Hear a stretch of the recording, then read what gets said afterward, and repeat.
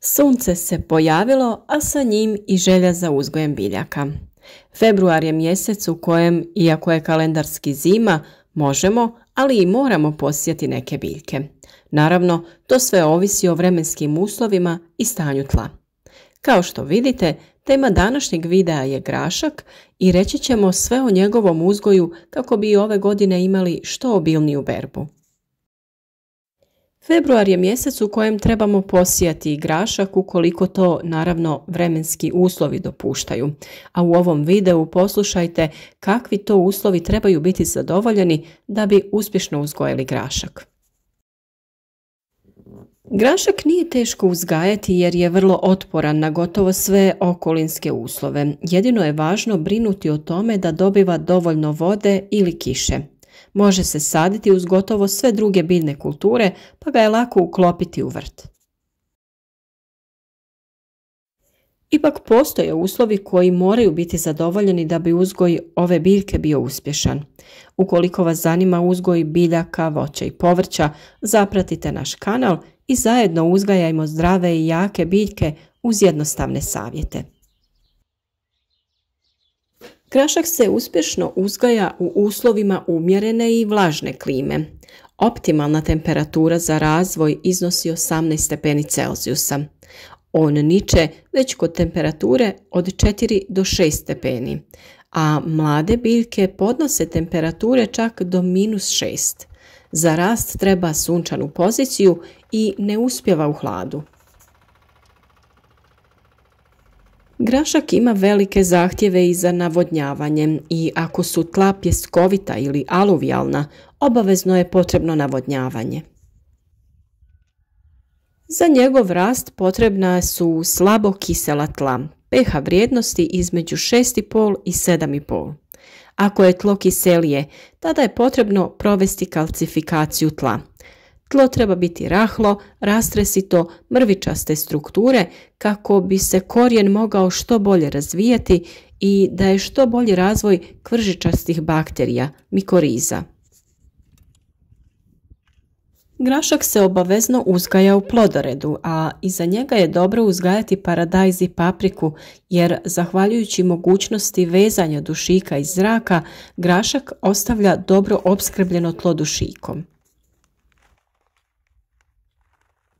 Tijekom jeseni tlo se mora orati do dubine od 30 cm. Tlo za uzgoj graška treba biti izuzetno dobro nagnojeno. Dušična gnojiva upotrebljavaju se u manjim količinama i to samo radi osiguranja biljke dušikom u prvim fazama razvoja. Kasnije one same usvajaju atmosferski dušik te na taj način podmiruju svoje potrebe. Tlo za uzgoj graška mora biti dovoljno jako prekopano još u jesen. Ako je nakon prijašnjih usjeva iscrpljeno, tada se i gnojidba obavlja u jesen, i to zrelim stajnjakom ili kompostom. Grašak, kao mnoge druge biljke, ne podnosi gnojidbu svježim stajskim gnojem, kao ni preobilnu gnojidbu, jer stvara bogatu zelenu masu, ali onda daje slabo cvjetove. Najbolje uspijeva u tlu gnojenom za pretprošli glavni usjev koji ga nije suviše iscrpio. Prije sjetve gnoji se i mineralnim gnojivima, osobito kalijevim.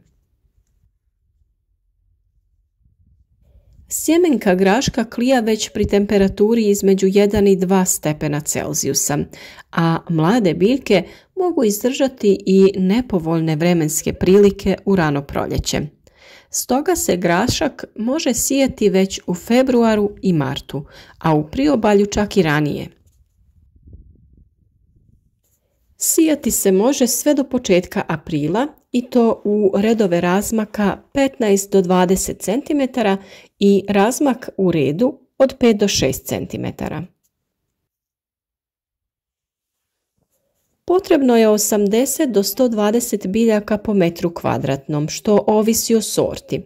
Za 1 hektar potrebno je od 120 do 200 kg sjemena. Ova količina sjemena ovisi o vremenu sjetve i krupnoći samog sjemena. U manjem obiteljskom povrtnjaku uobičajena je sjetva u kućice, to jest kako se kaže pod motiku. Ovisno o visini sorte iskopaju se jamice na razmak od 25 do 40 cm, dubine od 6 do 10 cm, pa se u tu svaku jamicu položi 6 do 8 sjemenki. Nakon toga te jamice se zatrpaju zemljom. A kao što vidite, mi smo grašak sijali u redove. Na nešto manji razmak smo stavljali po 2 sjemenke, tako ćemo dobiti ravnomjerniji raspored. Niskim sortama nije potreban potporanj, ali je potreban za poluvisoke i visoke sorte. Sjetva u kućice dopušta sijanje u samo 2 reda na gredici. Tako posijani grašak ima dovoljno svjetla, a tokom branja lako se prilazi svakoj biljci.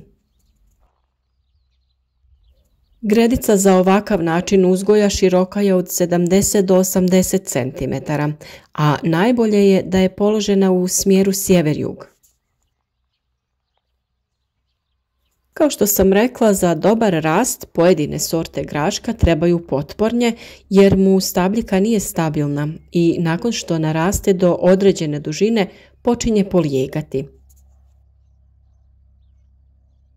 Ako se sije uz mrežu, onda se sije u redove. Ako se za potpornje koriste grane, onda ga je bolje sijeti u skupinama.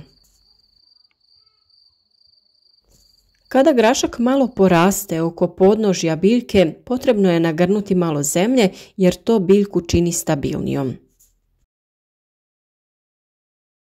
Za sušna vremena grašak treba dobro zalijevati, a tlo je potrebno koji put okopati, biljke nagrnuti zemljom i naravno plijeviti korov. Biljkama visokog rasta ponekad treba pomagati u penjanju uz potporanj koji smo pripremili. Kada krenu dozrijevati prve mahune, tada prestaje razvitak novih cvjetova, ali učestalim branjem zrelih mahuna prisiliti ćemo biljku na daljnje cvjetanje. Na većim gospodarstvima berba se vrši kombajnima, a na manjim obiteljskim gospodarstvima naravno to se radi ručno. Idealna berba graška je kada je otprilike 80% mahuna tehnološki zrelo. Kada sazrije i sav se pobere, miče se sa gredica i tako se oslobađa prostor za novu povrtnu kulturu, na primjer u junu za crnu rotkvu ili repu. Preporučuje se ne čupati ga, već porezati zbog bakterija na korijenju koje obogaćuju tlo dušikom. Iskusni povrtlari odavno uzgajaju grašak, a za sve oni koji to do sada nisu činili, evo i nekoliko informacija o dobrobitima graška za naše zdravlje. Grašak je bogat vitaminom A, C, E, B1 i B2, sadrži niacin, magnezij i mangan. Kao odličan izvor vlakana pomaže kod održavanja, očuvanja probavnog sustava te poboljšanja probave. Pojačava i naš imunitet, djeluje na umor i bezvoljnost, a budući da sadrži željezo, poboljšava uspješniju izgradnju stanica u krvi. Grašak je bogat vitaminom K, pa možemo zaključiti da je važan za srčano-krvožilni sustav, očuvanje i zdravlje kostiju. Redovna konzumacija graška može eliminirati pojedine bolesti blagog oblika, ali i ublažiti neke jače. Definitivno grašak je biljka koju svakako morate imati u vašem vrtu. Ukoliko vam se svidio ovaj video, nadamo se da ćete ga podijeliti na vašim društvenim mrežama kako bi i vaši prijatelji vidjeli naše savjete i imali uspješnu berbu graška. Za još savjeta o uzgoju različitog voća i povrća zapratite naš kanal, a vjerujem da znate, ukoliko kliknete na zvonce dobivat ćete i redovne obavijesti o svakom novom videu koji objavimo. Ukoliko imate nekih dodatnih pitanja, javite nam se u komentarima i mi ćemo se potruditi da svima na vrijeme odgovorimo. Ali pišite nam i način na koji vi uzgajate određene biljke i uvijek nam je drago čuti informacije od kud nas to pratite. Znate da svaki dan objavljujemo novi video, pa tako do sutra lijep pozdrav!